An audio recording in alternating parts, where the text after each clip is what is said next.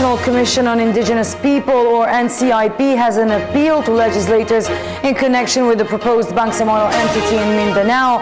The NCIP wants that the basic rights of various tribes in the region be upheld. The details from Jorge Bandola. The National Commission on Indigenous People calls on the lawmakers to uphold the rights of the indigenous people in Mindanao. This is at least before the enactment of a law that will govern the administration of an expanded autonomous region in Muslim Mindanao, or the new Bangsamoro. As per the NCIP, originally the different tribes in Mindanao, the Teduay and the Manobo-Lambangian natives, do not want to be under the new Bangsamoro entity.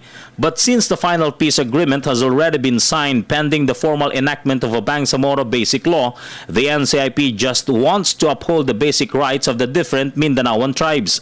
The indigenous peoples of the Bangsamoro supports the initiative of the peace process, supports the self-determination of the Bangsamoro, but then they are also asking for the recognition of their rights to their ancestral domain. ARMM has at least 300,000 indigenous individuals. NCIP prays for the lawmakers to preserve the dignity and basic rights of this indigenous sector on their ancestral domain, culture, and traditions.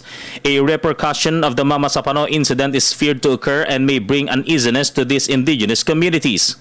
First stage yan is social preparation, the consultation of the indigenous peoples, and the indigenous peoples there must show proof of since time immemorial over their ancestral domains, their cultural heritage, their connection to the land. So there are processes before NCIP can even say that's their ancestral domain, and we are still on the initial stage.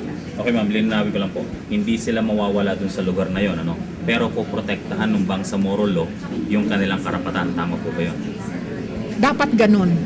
After what had happened in Maguindanao almost a month ago, the NCIP continues to monitor the lives of the sector and assure them of their security so as not to be harmed by any lawless groups. For People's Television, Jorge Bandola.